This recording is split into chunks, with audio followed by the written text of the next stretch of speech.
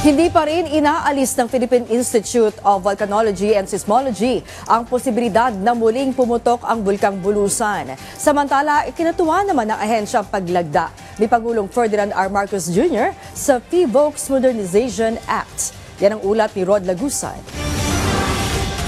Kasunod ng phreatic eruption ng Bulusan Volcano, may posibilidad na muling maulit ito sa susunod na mga araw ayon sa PHIVOLCS. Kaya mahigpit ang paalala ng ahensya sa publiko na huwag pumasok sa 4-kilometer danger zone.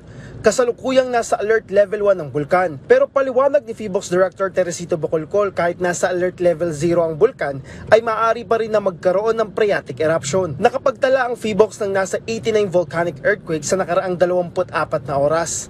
Yung volcanic earthquakes ay indikasyon yan na may gumagalaw ng magma o di kaya hydrothermal fluids. Pero hindi naman ibig sabihin na puputok agad. Pero kapag marami na, pwede itong maging precursor ng isang volcanic eruption.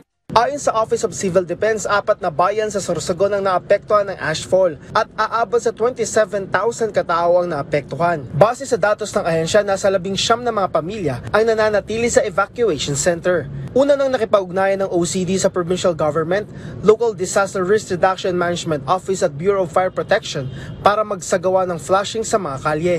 Dahil nagdudulot po ito ng low visibility kapag nadadaanan ng mga sasakyan at upang makaiwas tayo sa dagdag pinsala na maaaring maidulot ng traffic accidents, minabuti po ng ating Bureau of Fire na bugahan ng tubig ang mga ashfall na ito. Bukod po dito, ang ating pong DSWD ay nakapagbigay na rin po ng 20,000 food packs sa mga affected families at meron din po silang mahigit 200,000 food packs na nakahanda pong i-deploy. Nakapag-deploy na rin ng face mask ang OCD at kung magkakaroon pa ng pagputok, may nakahanda ng karagdagang evacuation centers.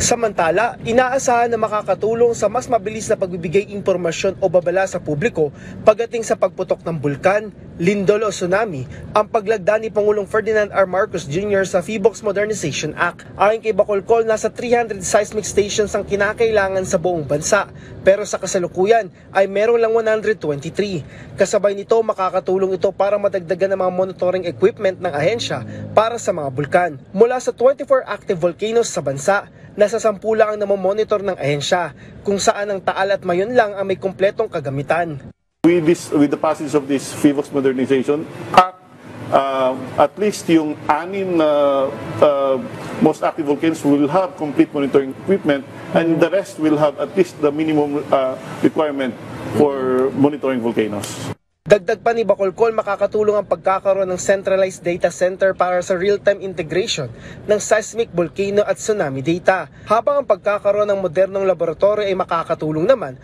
para sa real-time data analysis.